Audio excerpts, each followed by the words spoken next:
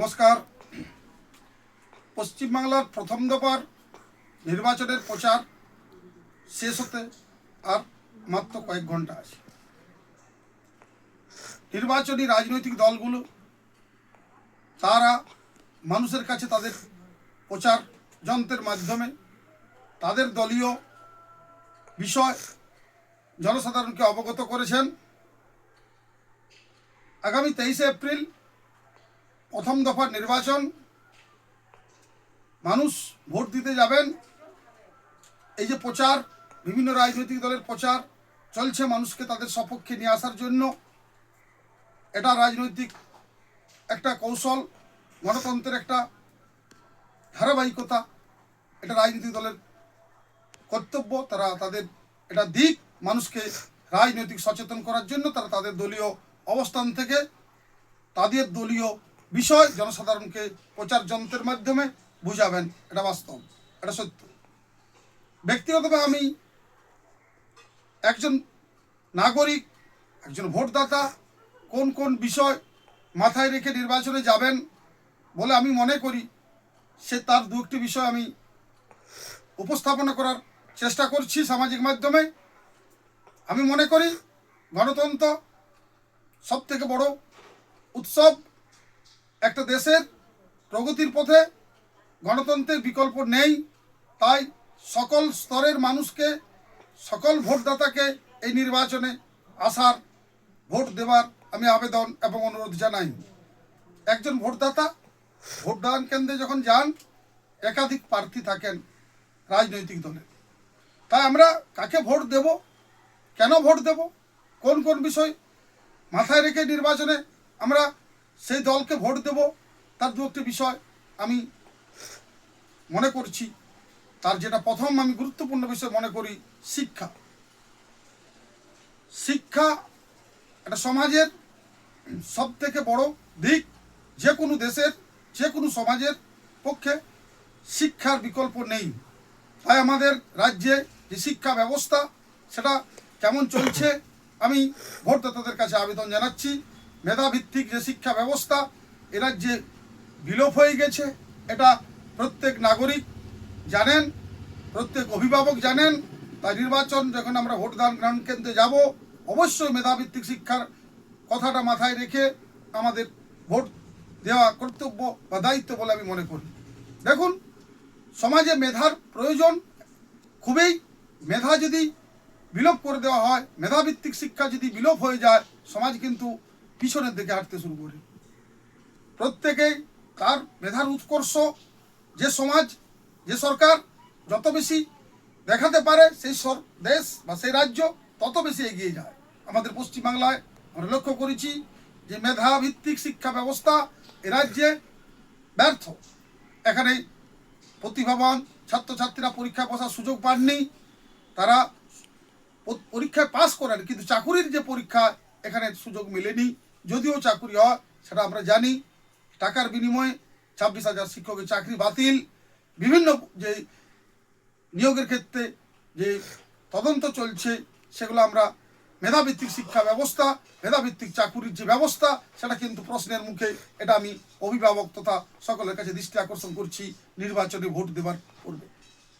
দ্বিতীয় যে বিষয়টা আমি মনে করি সেটা হচ্ছে সংস্কৃতি। একটা রাজ্যের সংস্কৃতি কেমন, সেটা সরকারের অবদান কেমন, সরকারের ভূমিকা কি, এটা আমাদের লক্ষ্য রাখতে হয়। আমরা জানি যে আমাদের রাজ্যের মনীষীদের যে জীবনী, মনীষীদের যে আদর্শগুলো আমাদের পাঠ্যসূচিতে ঠিকঠাক নিয়ে আসা হয় কি না লক্ষ্য রাখা প্রয়োজন। তাদের জন্মদিবস, তাদের আমাদের জীবনে তাদের যে দর্শন, সেটা কেমনভাবে আমরা নিচ্ছি সেটা কিন্তু আমাদের জানা প্রয়োজন। আমরা লক্ষ্য করেছি এ রাজ্যে সনাতনী যে সংস্কৃতি ছিল তাদেরকে বিলোপ করে অপসংস্কৃতি নিয়ে আসার প্রচেষ্টা চলছে। পুজো মণ্ডপগুলো লক্ষ্য করলে আমরা দেখতে পাবো সরকার নিয়ন্ত্রণ করছেন পুজোর নামে। যেগুলো আমাদের আধ্যাত্মিক যে ভাবাবেগ ছিল সেটাকে নষ্ট করে শুধু বাণিজ্যিক দৃষ্টিকোণ থেকে এই বিষয়গুলো লক্ষ্য করা হচ্ছে। এটা আমরা তীব্র প্রতিবাদ জানাই। যে কোনো রাজ্যের, যে কোনো ধর্মের, যে কোনো সংস্কৃতির তার যখন একটা উৎসব হয়, সংস্কৃতি হয়, সেই সংস্কৃতিটাকে সকলের জন্য, সকলের বিষয়ে উল্লেখ করা প্রয়োজন। কোন রাজনৈতিক হস্তক্ষেপ এখানে কাম্য নয়। আমরা পশ্চিমবাংলা ক্ষেত্রে দেখেছি পুজো থেকে আরম্ভ করে এই সরকার তার নিজেদের লোককে বসিয়ে পুজোর উৎসব আকর্ষণ যেটা ধর্মের যে উৎসব সেটা আমাদের নষ্ট করার পক্ষে যথেষ্ট। আমরা পশ্চিমবাংলায় দুর্গাপুজো দেখছি, এখানে থিমের চলছে এবং শাসক দলের নেতারা দুর্গাপুজো কমিটিতে ঢুকে দুর্গাপুজোর আকর্ষণের জৌলস নষ্ট হতে চলেছে। আমরা চাই না যে আগামী দিনে পুজোগুলো তার নিজের মতো নিজ সংস্কৃতিতে চলবে, এটা ভোটদানের পূর্বে আমাদের মাথায় রাখা প্রয়োজন। এক একটা ধর্ম তার নিজের গতিতে চলে, সেখানে সরকারি অর্থ দিয়ে সরকারের লোককে সেখানে দিয়ে আমাদের সংস্কৃতিকে বিনষ্ট করার প্রচেষ্টা বলে আমি মনে করি। আমি সকল সুস্থ মানুষের কাছে, সকল প্রগতিশীল মানুষের কাছে আমি মনে করি যে এই বিষয়ে সরকারি হস্তক্ষেপ কাম্য নয়। উৎসব সেই যে দেশের সেই সে সংস্কৃতির সেই সব ঘরানার বিষয় বলে আমরা মনে করি, তাকে তার গতিতেই যেতে দেওয়া উচিত। সরকারি হস্তক্ষেপ এখানে কাম্য নয়, সরকার শুধু আইন শৃঙ্খলা বিষয়টা দেখা উচিত। তৃতীয় যে বিষয়টি আমাদের কাছে গুরুত্বপূর্ণ সেটা কর্মসংস্থান সৃষ্টিতে একটা সরকারের ভূমিকা কি। আমরা দেখছি যে সরকারি যে শূন্য পদে এখানে তো নিয়োগ নেই, কলকারখানার তো প্রশ্নই নেই যে সরকার যে নতুন নতুন বিভিন্ন ক্ষেত্রে কলকারখানা করে কর্মসংস্থানের সুযোগ সৃষ্টি করবে। পশ্চিমবাংলার বর্তমান রাজ্য সরকার সে ব্যাপারে যে ব্যর্থ, এটা আমি নই, এটা সকলে একমত হবেন। তাই নির্বাচনে ভোটদানের পূর্বে কর্মসংস্থান সৃষ্টির বিষয়টিকে আমাদের প্রাধান্য দেওয়া উচিত। এই রাজ্য সরকার 15 বছরে কি কর্মসংস্থান সৃষ্টি করেছে, কতগুলো শিল্প কলকারখানা উদ্বোধন করেছেন। আমাদের বাঁকুড়া পুরুলিয়া জেলাতে খরাজ এলাকা, এখানে শিল্প তৈরি করার সমস্ত অনুকূল পরিবেশ থাকলেও সরকারের নীতিতে এখানে শিল্প কলকারখানা গড়ে ওঠেনি, তাই এখানে কর্মসংস্থান নেই। এখানে ছেলেরা ভিন্ন রাজ্যে কাজের সূত্রে যেতে বাধ্য হন। তাই আমি সকল মানুষের প্রতি, সকল নাগরিকের কাছে ভোটদানের পূর্বে কর্মসংস্থান সৃষ্টিতে রাজ্যের ভূমিকা কি এটা মাথায় রেখে নির্বাচনে ভোট দেবেন, এ ব্যাপারে আমি আশা রাখি। পরিশেষে যেটা আমরা বলতে চাই যে শিক্ষা, সংস্কৃতি এবং কর্মসংস্থানের পর যে বিষয়টি সর্বাপেক্ষা গুরুত্বপূর্ণ আইন শৃঙ্খলা। সরকার যখন হন তিনি সবার সরকার, বিরোধীদেরও সরকার, সেই দলেরও সরকার, সেই রাজ্যের সকল মানুষেরই সরকার। সরকারের সেজন্য প্রধান গুরুত্ব দেওয়া উচিত আইন শৃঙ্খলা, ল অ্যান্ড অর্ডার। তাই যখন অপরাধ ঘটে অপরাধী রং দেখা সরকারের কর্তব্য নয়, প্রশাসনের ভূমিকাও নয়, কিন্তু আমরা সেটা দেখি এ রাজ্যে আরজি কর থেকে বিভিন্ন ঘটনার ক্ষেত্রে সরকারের ঘটনার রাজনৈতিক ঘটনার রং দেখেন, ঘটনার রং খতিয়ে দেখে তারপর তার ব্যবস্থা নেন। এটা আমরা প্রত্যেকটি সচেতন নাগরিক জানি। আমি মনে করি যে অপরাধের রং যাই হোক না কেন, অপরাধী যেই হোক না কেন, প্রশাসন উপযুক্ত ব্যবস্থা নেবে। অপরাধের রং, অপরাধীর ব্যক্তিত্ব দেখে, চরিত্র দেখে নয়, অপরাধের রং যাই হোক না কেন উপযুক্ত ব্যবস্থা নেওয়া সেই সরকারের ভূমিকা। এই ব্যাপারে এই সরকার কেমন ভূমিকা নিয়েছেন এটা আপনারা জানেন।